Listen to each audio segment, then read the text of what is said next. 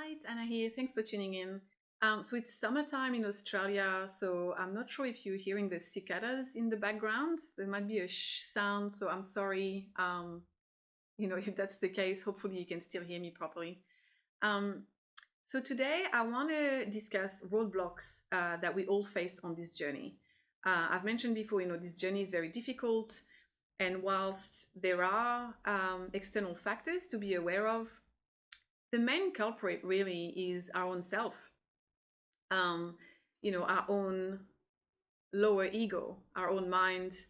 Um, and I don't think it's solely, the ego. I actually feel like we also have come to learn lessons at a soul level.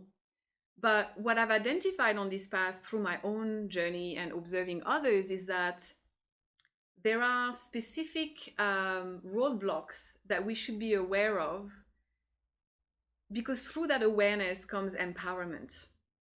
A lot of this path really requires radical self honesty and the willingness and ability to really face ourselves, confront ourselves, and specifically confront the part of ourselves that we'd rather avoid, right?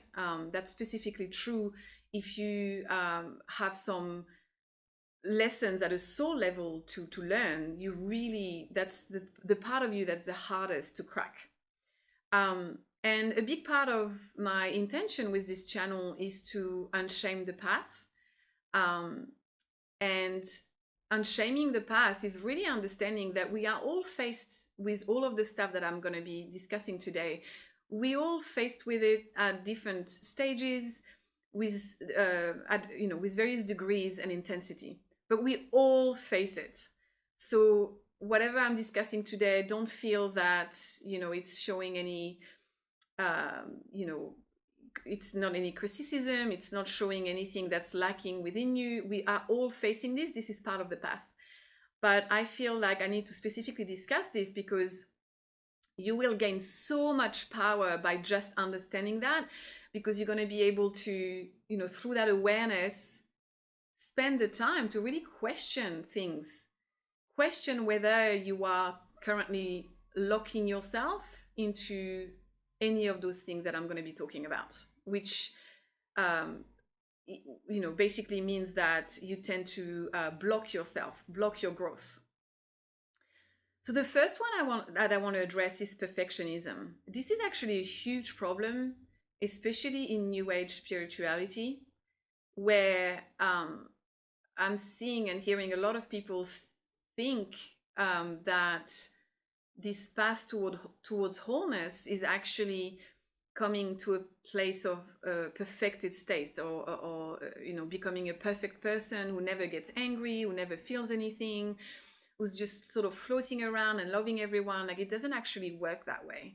To me, this shows an imbalance and you leaning too much in your light aspect, and that you haven't fully balanced the dark and the light aspect within you. And I've got a specific video on this if you want to have a look at that. But I also have a parenting channel, and I've spoken about this many times, where I've seen this trend that people talk gentle parenting, that I actually see more as perfectionism parenting, where you think that parenting has to become this easy thing where you never become triggered anymore, you never actually become angry, because there's a difference between being triggered and being angry. And that you're going to become this person who, I don't know, just emulates this Mary Poppins person. And that's just not true. And that's actually not achievable. And that thinking that will actually block your growth, because you're going at it in the wrong way. It's the wrong energy to bring to this path. Because it's like going through the path whilst you sort of I like this analogy of the car, where you're accelerating the foot on the pedal, but at the same time you're putting the brakes on. So you're not actually progressing, because this perfectionism tendency is really blocking your growth. There is so much acceptance and humility and surrender that happens when you don't no longer uphold yourself to this state of perfection. There is so much beauty that happens in life and so much growth that happens through conflict, through addressing problems, through putting firm boundaries with your kids. So that's why this is the number one on this list, is because I'm seeing it everywhere where people are making this mistake and it's actually stunting their growth. This is not the goal. Wholeness doesn't come becoming perfect. Doesn't mean becoming perfect. There's no growth in perfection. And being human means being messy at times, and the gold is actually in that mess at times. So please do not make that mistake of thinking that you need to become this perfected person. That's not the goal.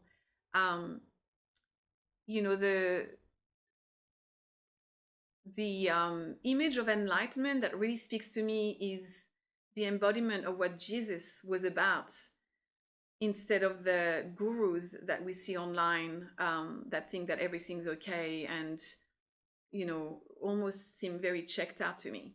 Jesus didn't embody that at all. He actually called evil out. He pulled people up on their behavior. It's a much more balanced approach, balancing the light and the dark aspect within you.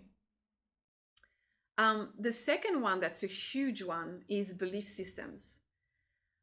Our lower mind is actually a big problem on this path, the majority of the problem, and belief systems specifically, because at different stages of the path, at different levels of consciousness, if you want to refer to the Map of Consciousness by David Hawkins, there are specific belief systems that can really lock ourselves and stunt our growth.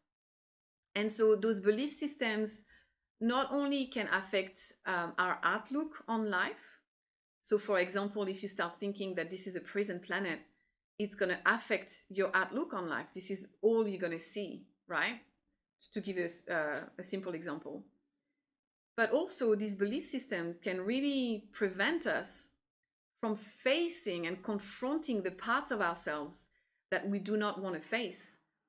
I've done several videos on this channel talking specifically to empaths, to givers, to people like me who were too much in their light aspects, and the fact that the part of ourselves that we don't want to confront is the dark aspect within us that actually comes from a deep place of pure love and says no to toxicity, no to abuse, and actually calls this stuff out and no longer enables, no longer coddles, that comes to a much purer and wiser understanding about what love actually is. But there are belief systems that lock ourselves and prevent us from doing that. One of those, so I'm going to provide some examples, but one of those belief systems might be, I made a vow for life, and then locking yourself into this very unhealthy sense of loyalty with people, where you're not even allowing yourself to release unhealthy relationships, whether it's a marriage, whether it's a friendship, whether it's family, and continuing to allow people who are really bad for you in your life. That's absolutely capping and stunting your growth. And the issue with belief systems is that very often it's actually a blind spot. You're not really understanding that that's what you're doing, because it comes from a genuine place, right? You are genuinely thinking that loyalty is of a high value and you are not doing something to hurt someone. It comes from a place of being a good person. And that's the problem, though. We need to train ourselves to spend the time to really pay attention to what's happening in our life. What is life trying to tell me right now? What feedback am I receiving right now that I'm not willing to face? And what is that saying about me and the current belief systems? And it's a process then of unraveling those belief systems. It's not enough to just be like, oh yeah, that's the belief system, I'm removing it. There's a lot of education and knowledge and processing and feeling that needs to happen, because there's cognitive dissonance that's preventing us from unlocking that and releasing that belief system. And those belief systems affect, so that they lock yourself and prevent your growth, and they really affect your energy. They contribute to the lack of life force energy, the lack of energy that you have.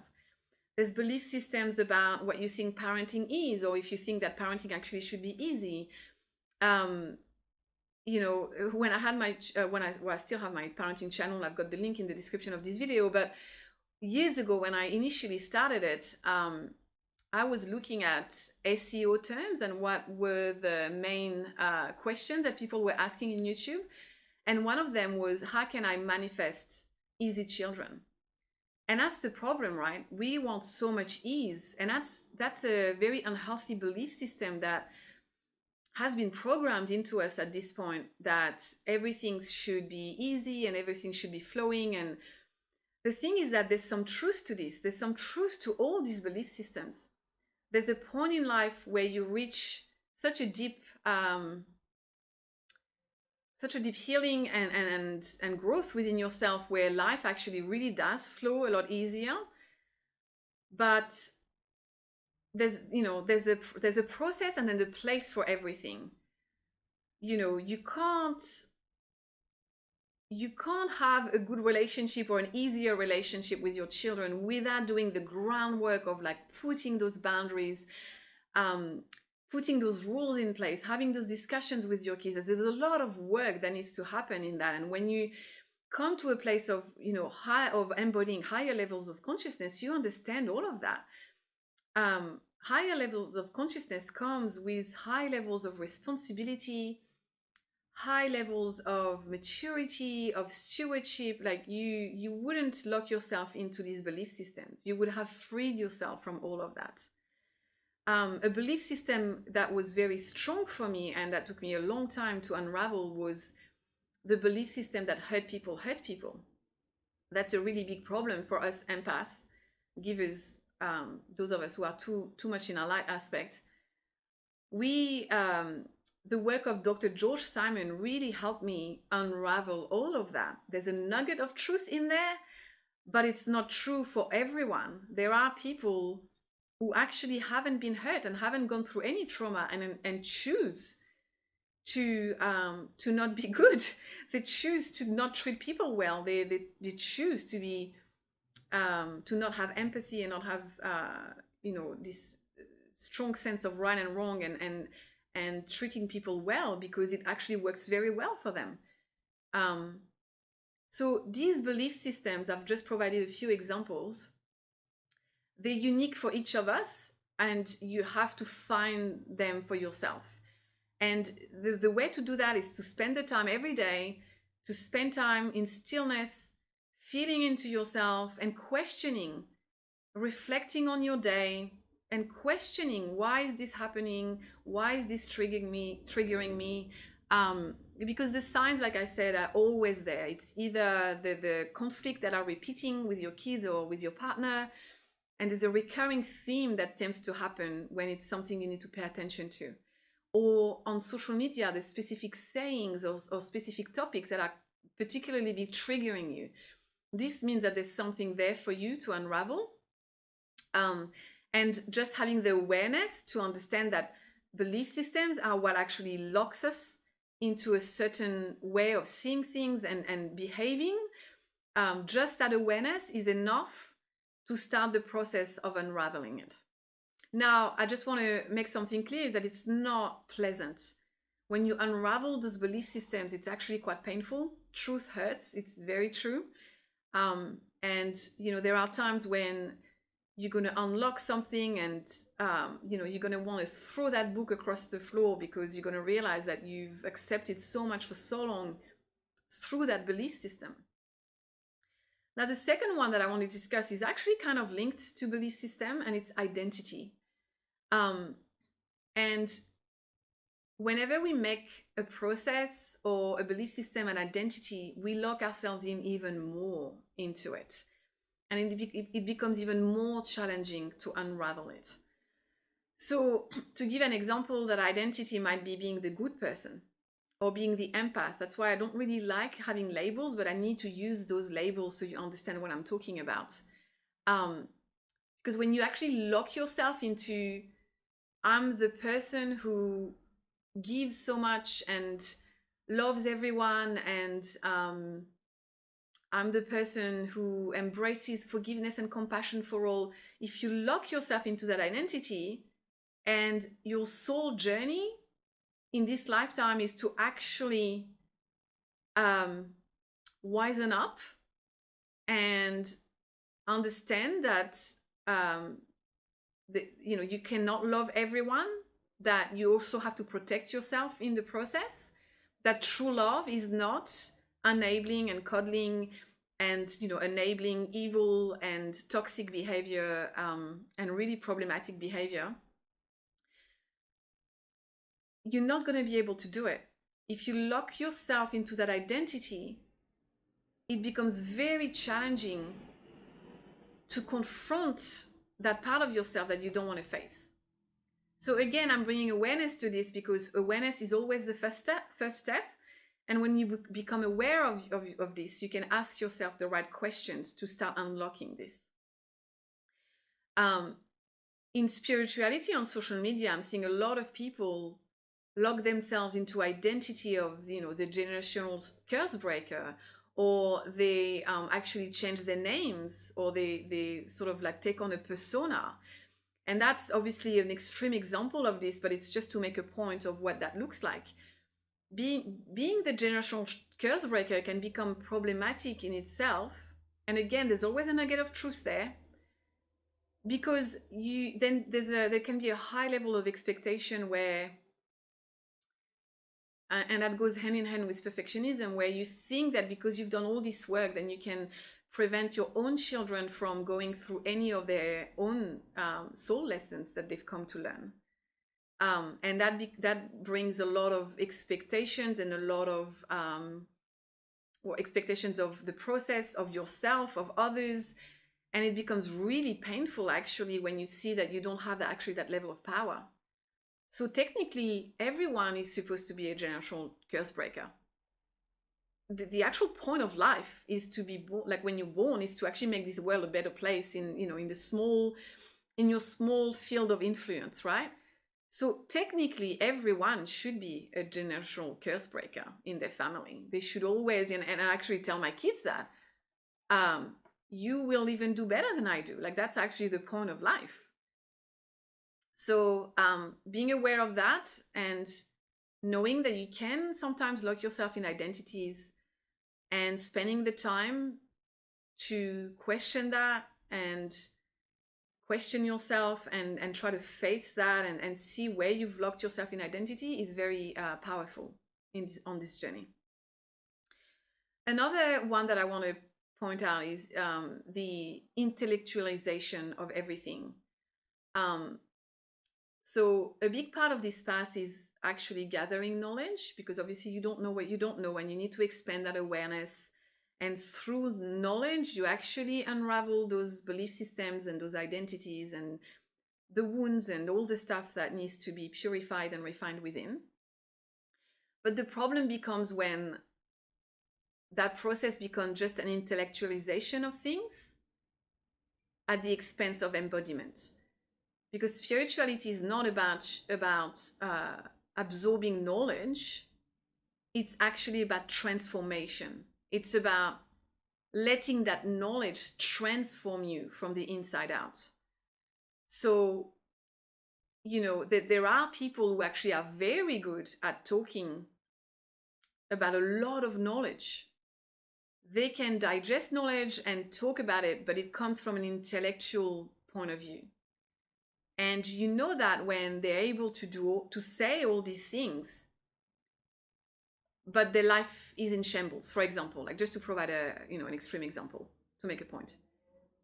Because you can actually understand things intellectually, but unless that knowledge is digested into wisdom and used as a way to completely transform yourself, which is not pleasant, which doesn't always feel good, then you are capping yourself at the mental level. And that's not the point of this path. the point of this path is not intellectual. It's an experiential process. It's very much felt within. So obviously the brain is a big part of it. Knowledge, like I said, is a big part of it, but that's just one step. That's not everything. There's two more that I want to discuss. Another one that I've noticed with people and with myself at some point as well is getting hung up on words. So when you become awakened, and I know that, and I say that with so much humility and so much love. There's a process on this path that comes with a descent, I've mentioned before, where you actually descend quite low. I know that I descended into like a lot of fear and grief for 2 years. And I was actually part of my process. That was very much needed. But the problem with that is that you absorb a lot of information, and you have to be very mindful that you can actually lock yourself into those lower states of consciousness, and getting hung up on words specifically is actually a way for us to completely lock ourselves instead of expanding and continuing to rise in consciousness. So it actually shows a level of closed-mindedness. And so, there are many words that people get hung up on, but like, for example, the word God, I know that it can trigger a lot of people, especially if you have a religious wound that you're healing. And you need to understand that at the end of the day, it's not the words that people use that are necessarily important. It's the energy and essence that's behind those words. So two people might be talking exactly the same thing, using the same words and mean it in different ways. When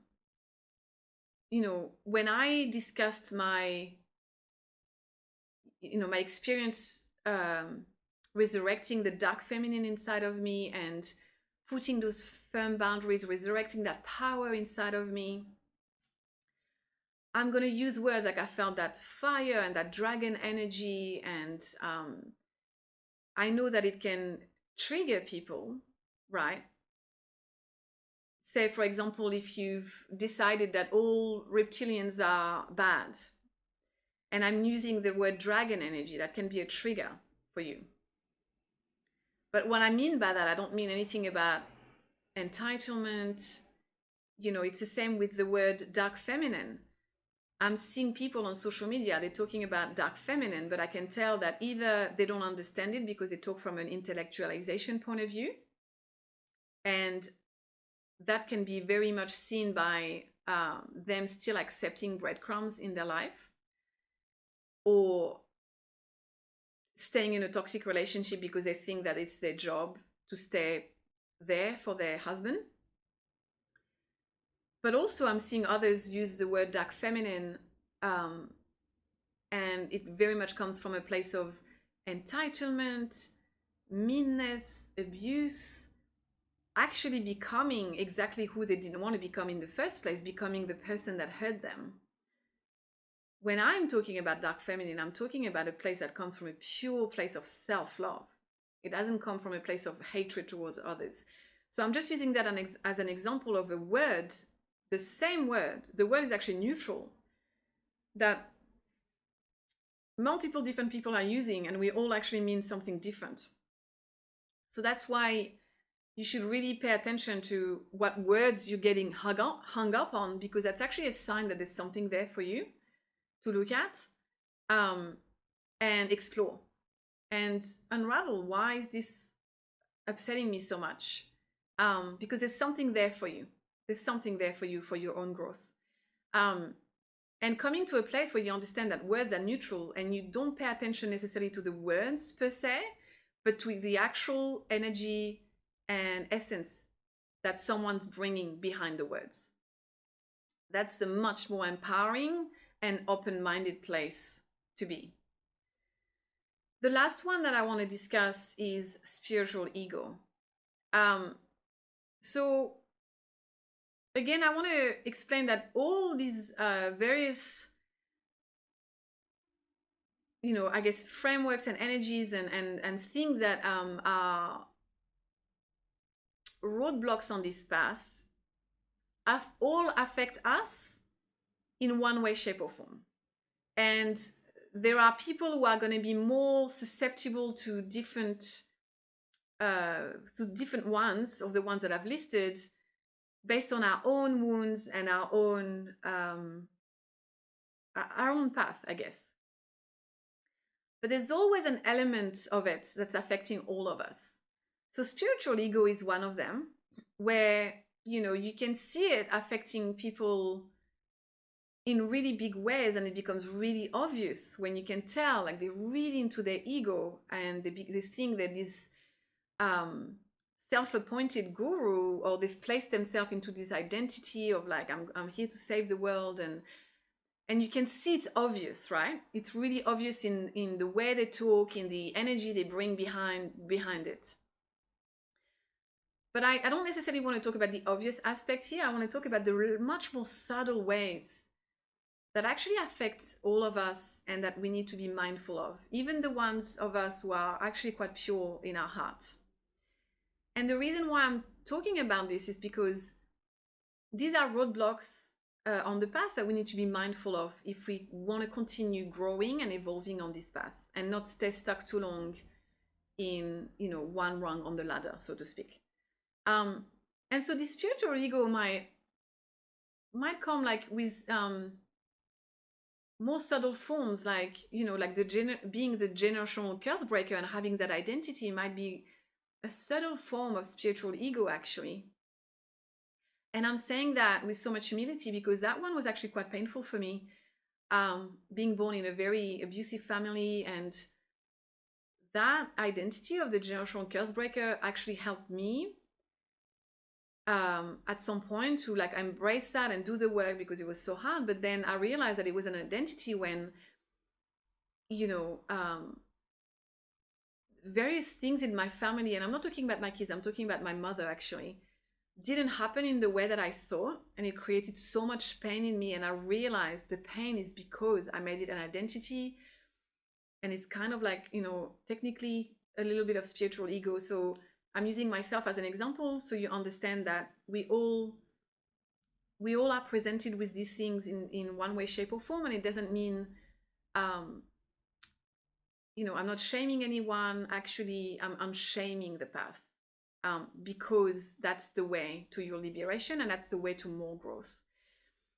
Being the good person, the identity of the good person, can technically also be seen as a form of spiritual ego, because if you think that you've come here and like you've come here to save the world, and like you've putting so much pressure on yourself, and I feel like there's a lot of misunderstanding of the path that happens, and that there might be like a tiny bit of nugget of truth in there, right? Where you might have come actually chosen to come in a very difficult ancestral line, because you do have codes to be able to navigate it and work through that. So there's a nugget of truth is there, but you also came for your own spiritual growth. I'm a big believer that whatever you've come here to master is actually also for you.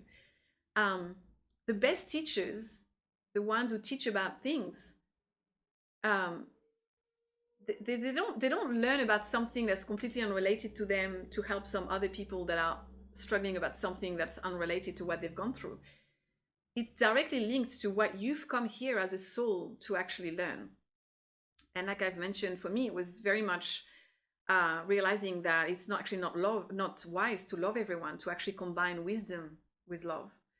And yeah, you're not understanding also that you don't actually have that level of power. It's about understanding your place in the world and focusing on your sphere of influence, of coming back and sharing what you've learned to help others on the path, and to help people lift themselves up out of the gunk, because there is so much beauty and so much peace, and it's actually so worth it to do that work, right? But your sphere of influence is still small, and we all have a role to play. And so when you understand all of that as well, you understand that you don't know everything. And one way that you lock yourself into the spiritual ego is when you make the awakening the end, instead of understanding that awakening is only just the beginning of a very long process of unraveling and growth. And you can also lock yourself in thinking that you know everything. And one thing that I've realized for me, where I keep sort of like breaking out and rising on the ladder and rising in levels of consciousness, is constantly questioning, am I sure about this? Why is this triggering me? Maybe there's something for me to explore here and expand my awareness. Like, there's something more for me to explore. Things that trigger us are never a coincidence. There's always something for us there. And there's this quote from Sri Aurobindo that I want to read here.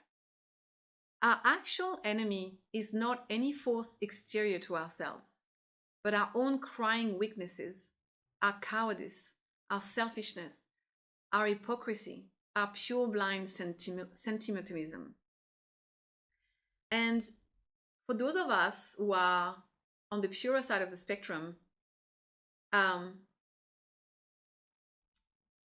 we don't really have selfishness to deal with, but there's a lot of other things that we have to deal with. This sentimentalism, absolutely. I had to remove rose-colored glasses over and over and over again. These were the ego death for me. To come to a place where I see life exactly as it is and not how I want it to be. And that came with so much courage. So, that quote is not cowardice in the sense that, it's not like you shouldn't take it as a blaming thing, or it's not, I'm not taking that quote meaning that at all. But it's coming to the understanding that we are human in a human body, and we all have the same limitations to deal with on this path. And that's actually part of the path. It actually doesn't mean that you're missing something. It actually means that you're on the right path. This is true spirituality. Spirituality is not thinking that you're this perfected being and you just need to remember that, and there's no work. Like, there's work to get there. There's work to unravel. There's a growth. There's an evolution that needs to happen. And it also doesn't mean anything about being perfect. It's about being deeply human, actually. This process is a process of getting deeper and deeper into your humanity. So when you're aware of these roadblocks, it gives you so much power. And one thing that I want to say, that it's easier to see that in others. So you can start by actually paying attention to others and training yourself to see it in others, which then actually makes the process of seeing it in yourself a lot easier. And as I continue to mention on this channel, it's a process. This is the entire process. So you unravel one belief system, you digest it, you assimilate it, you give yourself the time to do all of that. Then there's another belief system, and then you do that. And then there's another one. Like, you know what I mean? Like, it's a process. It's not one and done. It takes time. And how do you know that you're making progress? It doesn't feel good. It's actually felt viscerally within. It will feel like ego death, like I've mentioned, and multiple. It's not just one. It's very sobering, very humble. It brings so much humility and surrender, actually, to the past, surrendering to a higher power, because you realize that you don't know everything. And training yourself to receive that guidance from that higher power, whether it's you want to see it as your soul, your higher self, God, the universe, whatever resonates with you the most. And you feel those inner shifts viscerally. You actually feel like a different person, a more evolved, mature person. And for me, it actually felt at times like an actual gate opening, like I actually viscerally felt it, an opening in my mind. Um, so that's what I had to share today. Again, I feel like once you actually are aware of those roadblocks, that's the first step. This awareness is the first step to spend that time to question yourself and pay attention. Pay attention to those belief systems, perfectionist tendencies, identities, over intellectualization of things. So you know you're not feeling the pain, getting hung up on words, and spiritual ego. That's what I wanted to share today. Um, I might do a part 2 at some point, but these are the main ones that I've identified in myself and others. And like I mentioned, it affects all of us to various degrees. And if you can spend the time to unlock and unravel all of that, you become unstoppable. So that's all I have for you today. I hope this is helpful, and I'll see you next time. Bye for now.